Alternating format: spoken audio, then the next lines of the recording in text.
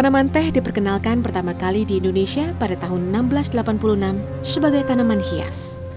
Perkebunan teh dibuka pada zaman Hindia Belanda, menjadi komoditas yang menguntungkan pemerintahan Hindia Belanda.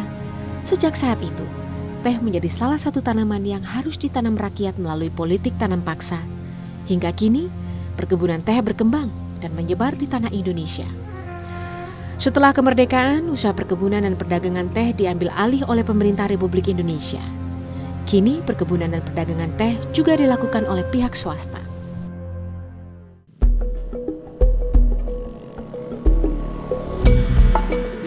Peninggalan sisa-sisa sejarah kolonial Belanda di Nusantara dapat ditemukan di perkebunan teh kayu aro PT Perkebunan Nusantara 6 yang berlokasi di Provinsi Jambi, kawasan Gunung Kerinci.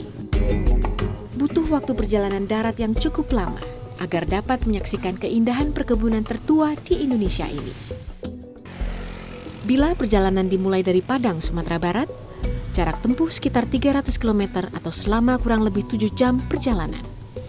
Sedangkan bila memulai perjalanan dari Jambi, jarak tempuh lebih besar, yakni sekitar 500 km dengan waktu perjalanan sekitar 8-10 jam. Tiba di Kerinci, kita dapat menyaksikan kebun teh terluas dalam satu wilayah, yakni sekitar 3.000 hektar perkebunan teh.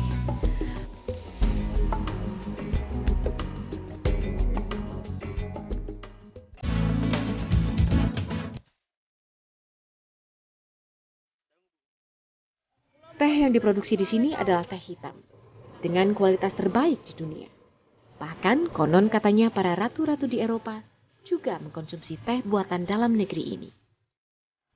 Tidak begitu mengejutkan jika para ratu di Eropa juga meminum teh Indonesia, karena teh kayu aro merupakan Highland tea atau teh yang berada di dataran tinggi.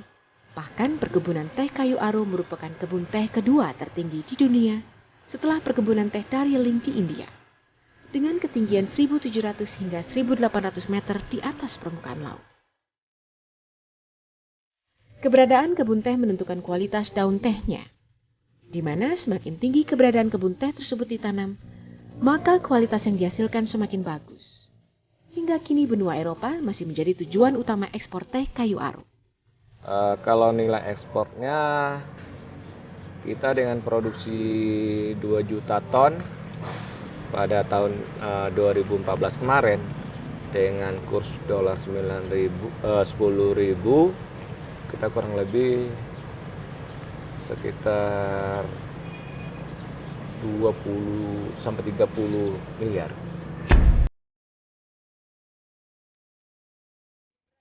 Untuk menjaga kualitas teh, daun teh yang dipetik hanya yang memenuhi standar atau mutu 65, yakni 1 peko, 2 daun muda atau 3 daun muda.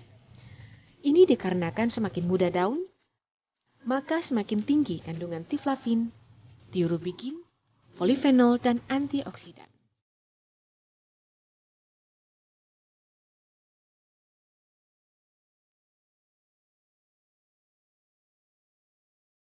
Pemetikan juga dilakukan selama 3 kali sehari. Di sini pemetikan dilakukan dengan 2 cara, yakni pemetikan secara manual dan pemetikan dengan mesin.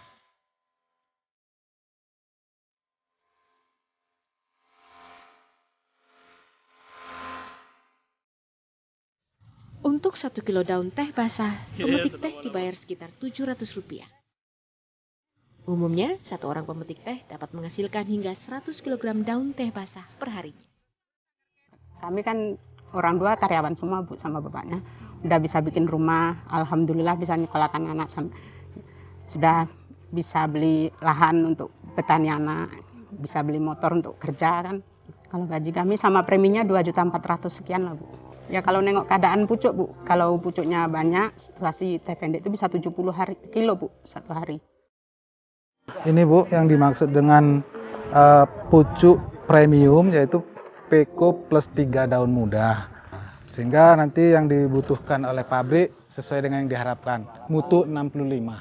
Dan ini kegiatan-kegiatan saat ini adalah kegiatan seleksi untuk memilih mutu yang 65. Sehingga benar-benar tercapai apa yang diharapkan oleh pabrik untuk memenuhi bahan bakunya.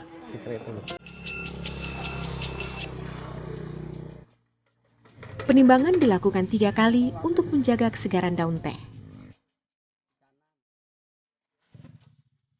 Setelah dilakukan penimbangan, daun-daun teh ini dibawa menuju pabrik teh.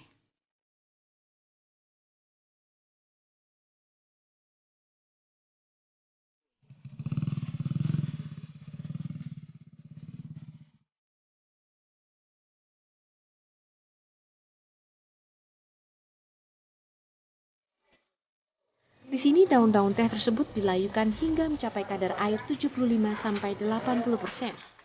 Setelah itu, daun teh sudah siap diproduksi.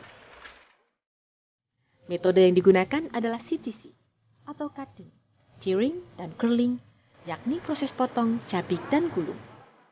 Setiap harinya, pabrik teh ini dapat mengolah 40 teh daun basah. Pabrik kita ini saat ini mengolah sekitar 40 ton daun pucuk basah per hari. Dengan produksi yang 40 ton itu kita bisa menghasilkan sekitar 8-9 ton teh kering per hari. Untuk menjaga kualitas teh kayu aro, tes organoleptik atau tes rasa teh melalui mulut oleh tim penguji dilakukan 3 kali, yakni saat sedang diolah, sesudah diolah, dan terakhir sebelum pengemasan. Setelah itu, teh dengan kualitas premium ini siap diekspor.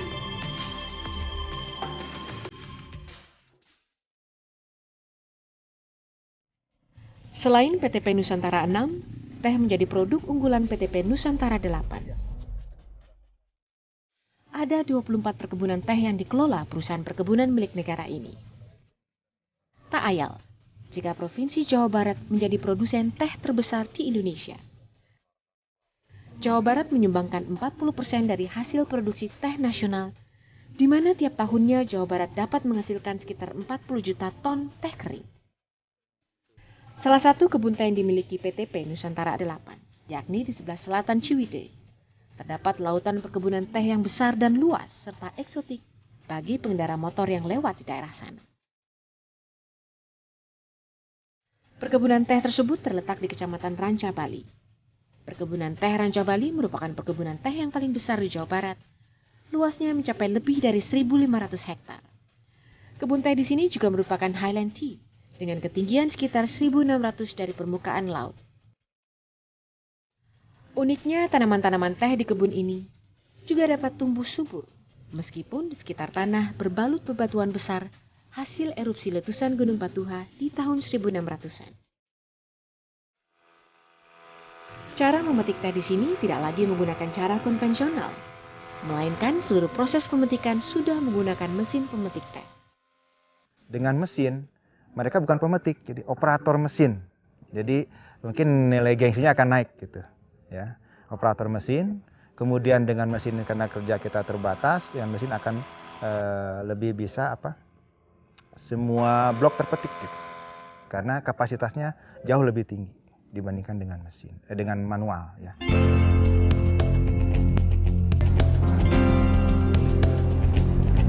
Daun-daun yang baru dipetik dilayukan lebih lama, yakni 16 hingga 20 jam, dengan kadar air yang jauh lebih rendah, yakni 52 hingga 54%.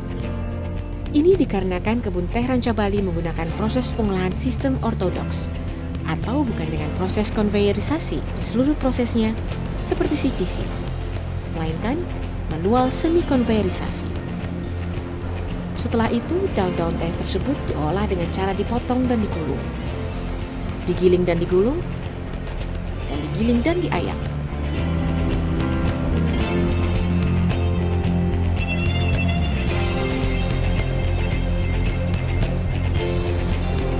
Selanjutnya dilakukan proses disortasi, yakni berdasarkan warna, ukuran, dan densitas atau berat. Hasil penggilingan dan pengulungan juga melewati tahap tes organoleptik sebelum dikemas. Produksi yang kami olah rata-rata per hari itu sekitar 45-50 ton per hari pucuk basah. Adapun proses teh hitamnya itu sendiri dimulai dari proses penerimaan pucuk basah yang diterima oleh pabrik.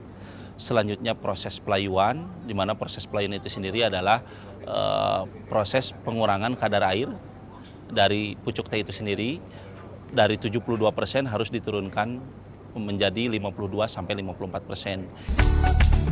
Setelah semua proses pengolahan selesai, barulah teh-teh berkualitas tinggi ini dapat diekspor. Lebih dari 50% teh produksi PTP Nusantara 8 ini diekspor ke Eropa, atau tepatnya sebesar 80%. Sisanya, teh tersebut masuk ke industri hilir dan dijual ke seluruh Indonesia dengan brand unggulan Walini.